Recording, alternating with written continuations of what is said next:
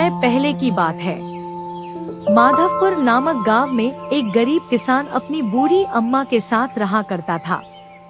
उसके पास एक छोटी सी जमीन थी जो कि बंजर हो चुकी थी।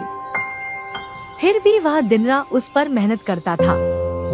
मोहन बहुत ही मेहनती और ईमानदार था। वह एक आत्मविश्वास से भरा हुआ व्यक्ति था जिसे न हालातों से डर लगता था न ही लोगों की बातों से। हर दिन सूरज उगने से पहले ही वह उसी आत्मविश्वास के साथ उठता और अपने खेत की ओर बढ़ता जहां सिर्फ बंजर जमीन थी, लेकिन उसके सपनों की हरियाली छिपी हुई थी। उसे यकीन था कि एक दिन उसकी मिट्टी उसे जरूर जवाब देगी, सोने जैसी फसल बनकर। ओ बेटा मोहन, तेरे लिए मैंने जमींदार से बात कर ली है। वो तुझे अपने पास काम पर रख लेंगे। तू भी जाकर उनसे एक बार बात कर ले बेटा। अब हमारे बस की बात नहीं रही। कम से कम वहां रहकर तू अपना गुजारा तो कर पाएगा। मुझे तेरा बहुत ख्याल है मोहन, इसलिए यह कदम उठाया।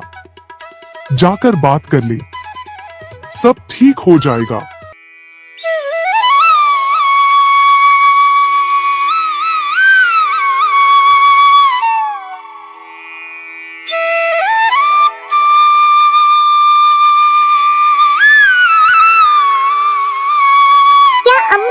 क्यों बात की वहाँ? मैं नहीं जाऊंगा। हमारा खुद का खेत है तो मैं दूसरों के पास क्यों काम करने जाऊं?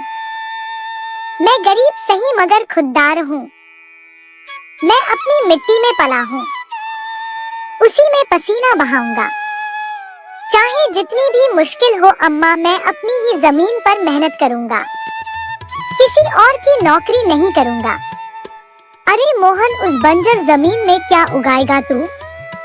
वो जमीन अब बिल्कुल बेकार हो गई है बेटा। ना उसमें नमी बची है ना जान। तू अपनी जिंदगी यूं ही जाया कर देगा।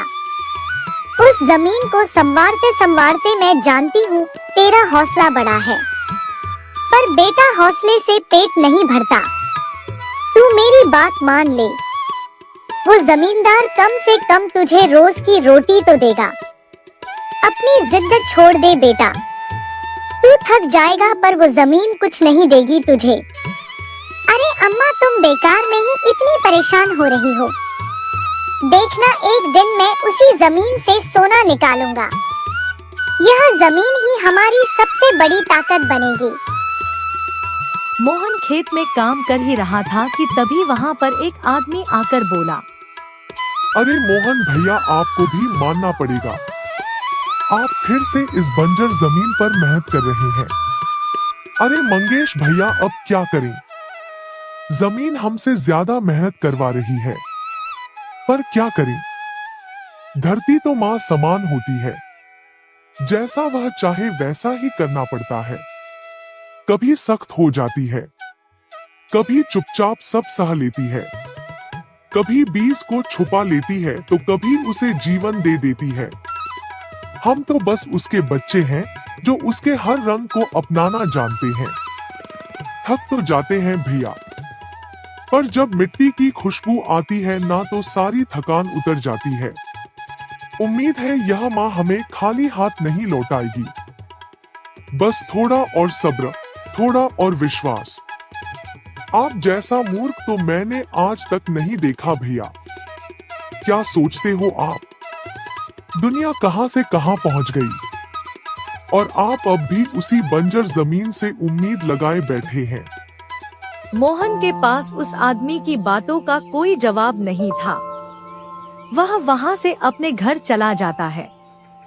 जब दोपहर को मोहन थक हार कर घर पहुंचता है तो देखता है कि माँ बुझे हुए चूल्हे के पास चुपचाप बैठी है।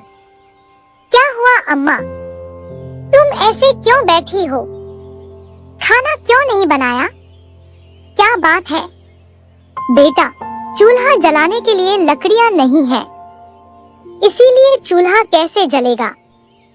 बस इतनी सी बात है अम्मा। मैं अभी जाकर ले आता हूँ लकड़ियाँ। मोहन लकड़ियाँ लाने जंगल चला